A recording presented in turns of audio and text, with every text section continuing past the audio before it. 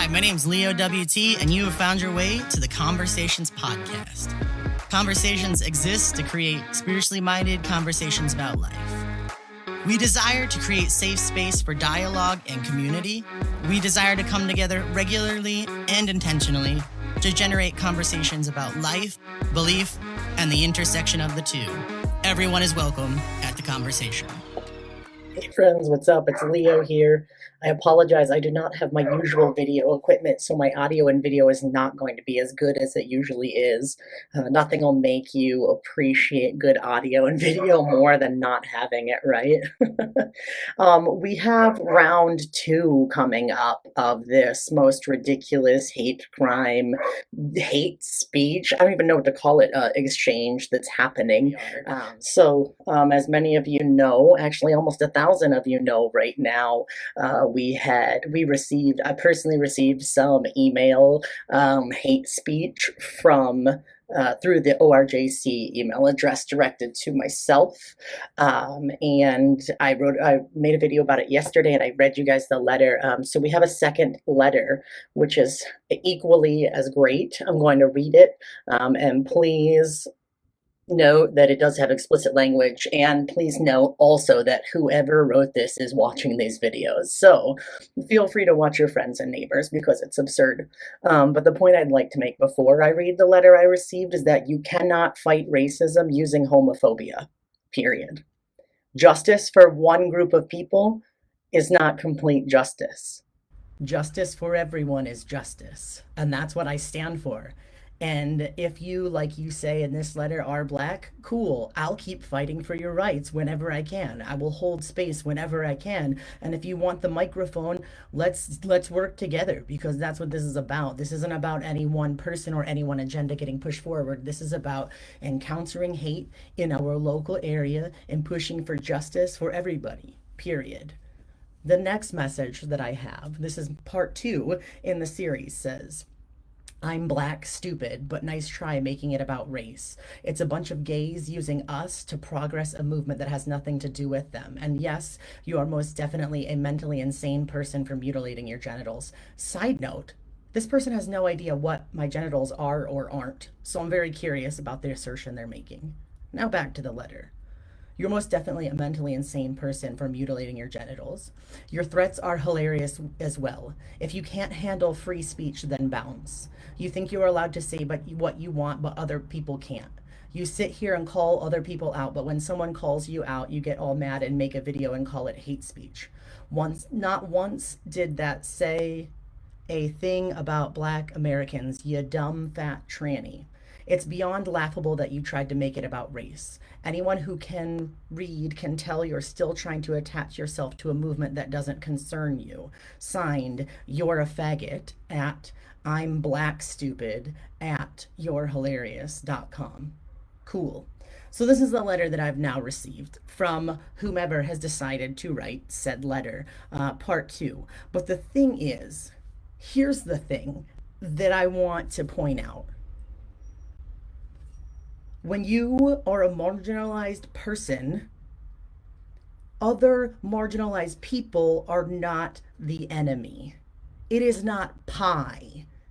It's not rights for everybody means less rights for you. The idea of America and the idea of justice is that we are all pushing for justice and liberty for all. I never made anything about race, much as I never made anything about orientation until slurs came to be. We started in the streets last year and only in New York, and we're continuing in the streets. And there was a hell of a lot more people than just me there. So I have to wonder if you have some other issue with me personally, because here's the thing.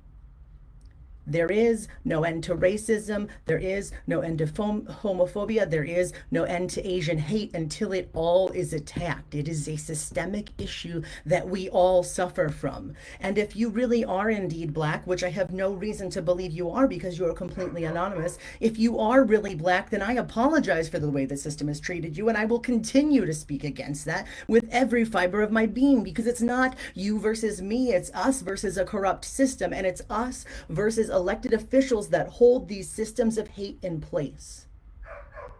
Elected officials remaining silent in the face of hate is the single thing that creates a climate for hate to continue to grow. It is not me being gay or you being black. We are not fighting each other. We're fighting injustice. And until there's justice for all of us, there's justice for none of us.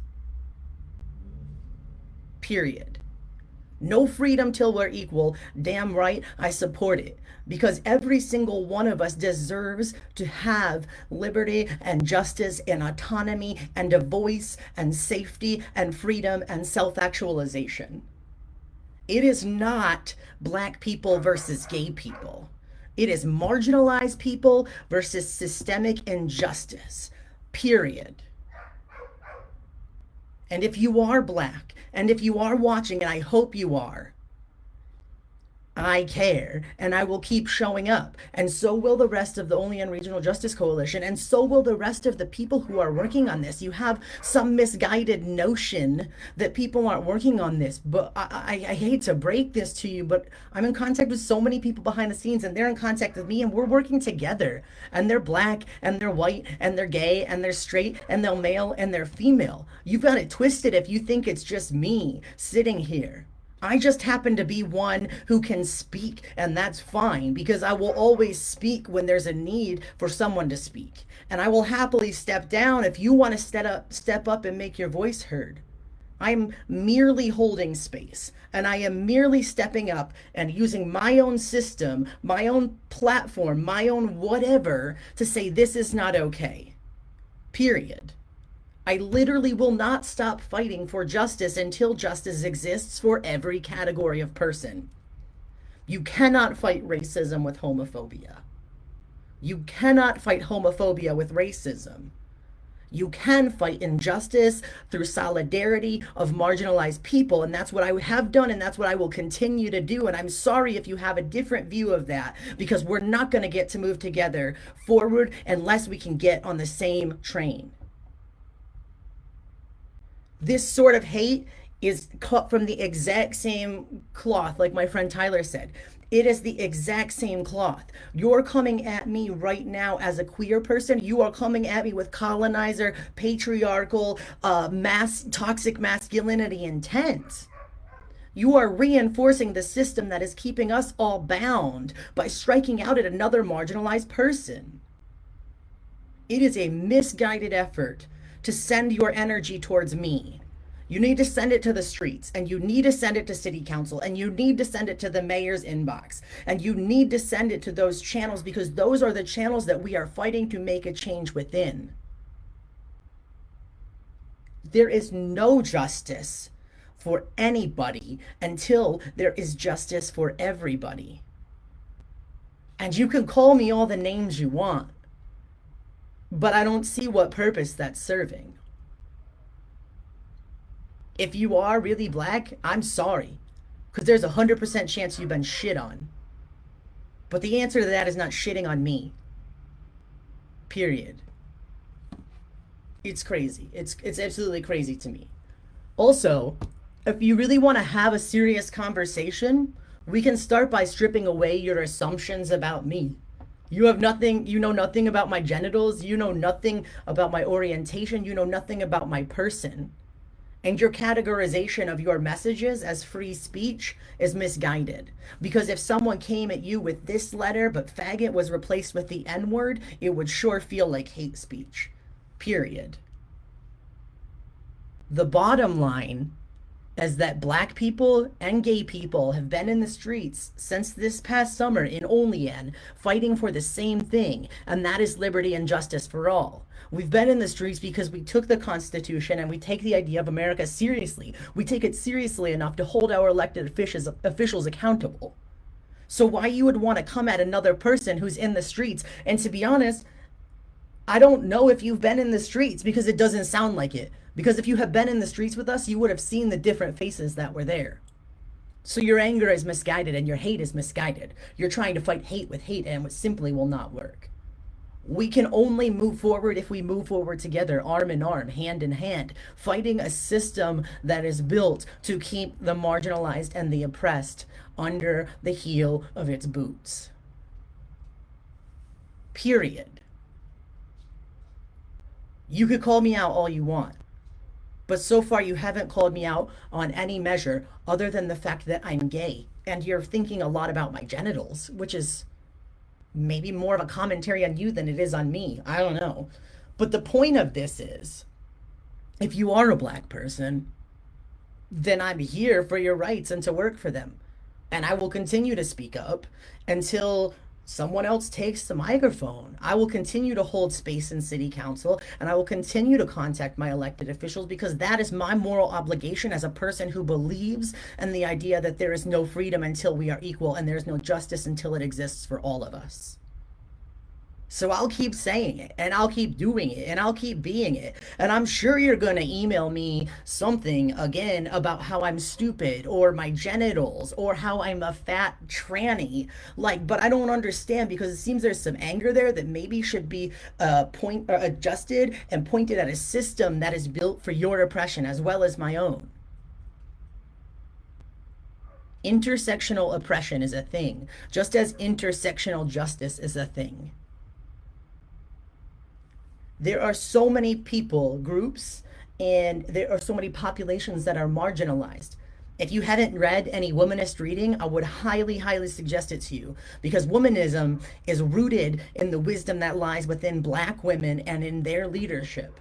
And the tenet of womanism is that if no one else is going to get it done, black women are going to get it done. And the tenet of womanism is that there is no justice until there is justice for all of us because all of us are intersectional beings. We have different areas of marginalization and privilege. And we must use those areas of privilege and we must push back against those areas of marginalization. And that's a message that comes right from the heart of black womanism. And that's the school of thought that is informing me as I move forward. Period. We're going forward, but the only way to go forward is to go forward together. And so I am sorry that you are super mad. And I am sorry that you've been treated wrong. But the answer when you are a marginalized person is not to strike out at other marginalized people. Justice is not a pie. You don't get a lesser piece because I get a piece. That's not how it works. We live in America where the ideal is liberty and justice for all. We live in a town of Olean where the idea is that we are doing everything for the betterment of Olean, just like Alderman Crawford says, all for Olean. We're moving forward together. There's no room for hatred in that. You cannot fight racism with homophobia and transphobia. And you cannot fight systemic injustice with anonymous slurs being sent through an email. Your hatred is misguided. Because right now, I've spent 12 minutes and 42 seconds talking to you, anonymous emailer, when there are people sitting in our city hall who are just figuring out how to brush off what was said. There are people sitting in City Hall who are just figuring out how we're continuing to figure out how to brush under the rug that we passed over qualified brown, queer, and female candidates in favor of a straight white male candidate who is literally going to be a yes man for our mayor.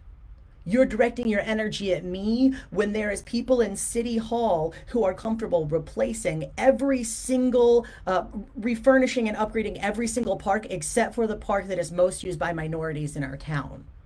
We have so much more work to do, and we're not going to be able to do any of it if we spend energy fighting other marginalized people. We must move forward, and we must move forward together, arm in arm, because that is the only way that we can take down a system that is not failing, because the system is not failing, it's working as it was designed. The whole reason that race began in America was because indentured European servants and enslaved Black African individuals came together and they rose up and they launched an insurgency against the Capitol when it was in Virginia. And then the people in power, the straight white cis men who were landowners and likely Christian, they said, we've got to separate these people. We've got to separate these marginalized groups because otherwise they'll overtake us. So the whole reason that we have race in America is to separate minorities because the establishment and the empire realizes that minorities can rise up and change the tide of history. It is time for us together as minorities to rise up and change the tide of history. Period. Justin, thank you. Justin said, if the critique is that you are too wide with your scope, then that is quite ignorant of how the tools of oppression actually work. Oppression works to keep marginalized people divided. We keep fighting each other, and you find that you'll never get anything done. And that is exactly it. Thank you for saying that, Justin. That is exactly it. Because if the marginalized people keep fighting the marginalized people, then the system never gets pushed back against. And if we keep directing our energy at others who are different than us, we are the colonizer. We are the oppressor. We are the establishment. We're perpetuating oppression and not fighting against it. So I would invite you, whoever you are, whether you wrote this email or whether you're one of the 30-something people watching this video, if you are watching this video, let's do the work together. Exactly. Because if not, like Justin said, it just continues the caste system.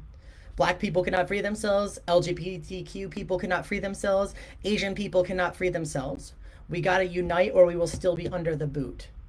If you are watching this video, if you wrote this email, or if you're just watching this video, yesterday I urged you to contact your local alder person and your mayor. I would encourage you to do that again.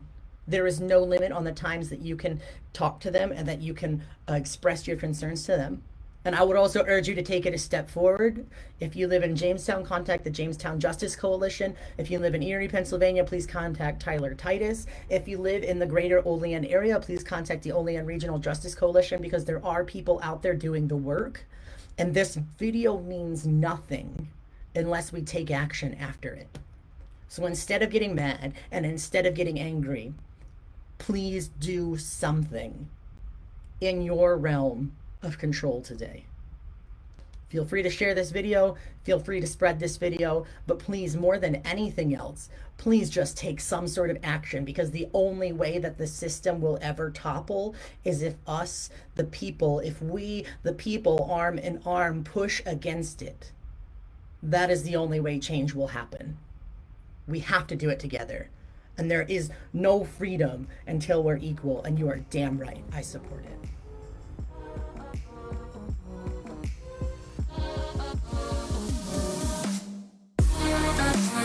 This has been the Conversations Podcast. Thank you so much for joining. If you have any questions or comments, or just want to get involved, feel free to join the conversation on social media. You can find us at Conversations Official on Facebook, Instagram, and YouTube. And please don't forget to rate, follow, and share this podcast. We're available on Anchor, Spotify, or wherever you get your podcasts. Thank you so much for joining the conversation.